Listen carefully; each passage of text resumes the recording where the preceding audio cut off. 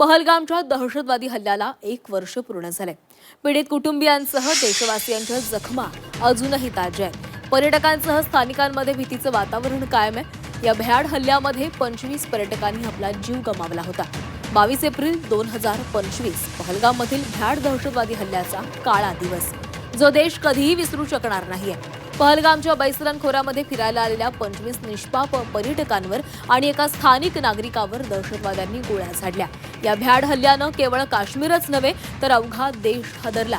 या भ्याड दहशतवादी हल्ल्याला 1 वर्ष पूर्ण झालं असलं तरी त्याच्या जखमा अजूनही ताज्या आहेत। पहलगाम हल्ल्यानंतर आता तेथील पर्यटन पुन्हा पूर्वपदावर आलं असलं तरी पर्यटक आणि स्थानिकांमध्ये अजूनही भीतीचं वातावरण आहे।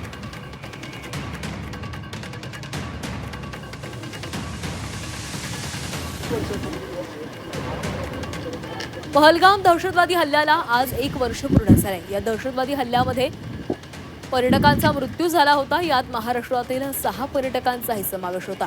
या भ्याड हल्ल्याच्या निषेधार्थ पहलगाममध्ये एक स्मारक उभारण्यात आलेलं आहे।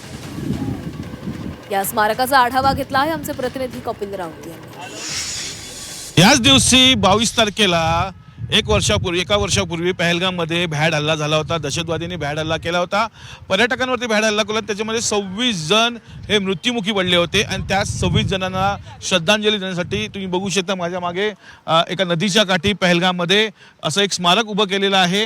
ह्या स्मारकावरती 26 जणांची नावं लिहिण्यात आलेली आहे आणि त्यांना श्रद्धांजली म्हणून एक स्मारक उभारण्यात इथे आलेलं आहे। खरं तर तो भ्याड हल्ला कोणीच विसरू शकत नाही। सर्व स्तरातून निषेध करण्यात आला होता त्या भ्याड हल्ल्याचा। त्यानंतर सरकारने उत्तर दिलं होतं।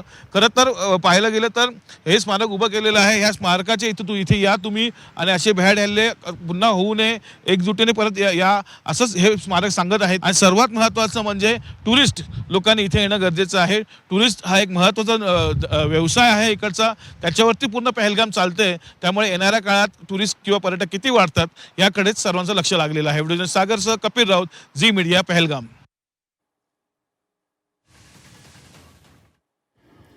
तर पहलगाम हल्ल्याला 1 वर्ष पूर्ण झालेलं आहे। मृत पर्यटकांना मानवंदना या ठिकाणी देण्यात आलेली आहे। या ठिकाणी त्या दहशतवादी हल्ल्यामध्ये जे मृत पर्यटक होते त्यांचं स्मारक उभारण्यात आलेलं आहे आणि या पर्यटकांना मानवंदना देण्यात आली आहे। आज 1 वर्ष पूर्ण झालेलं आहे या हल्ल्याला। 26 पर्यटकांचा यामध्ये मृत्यू झालेला होता।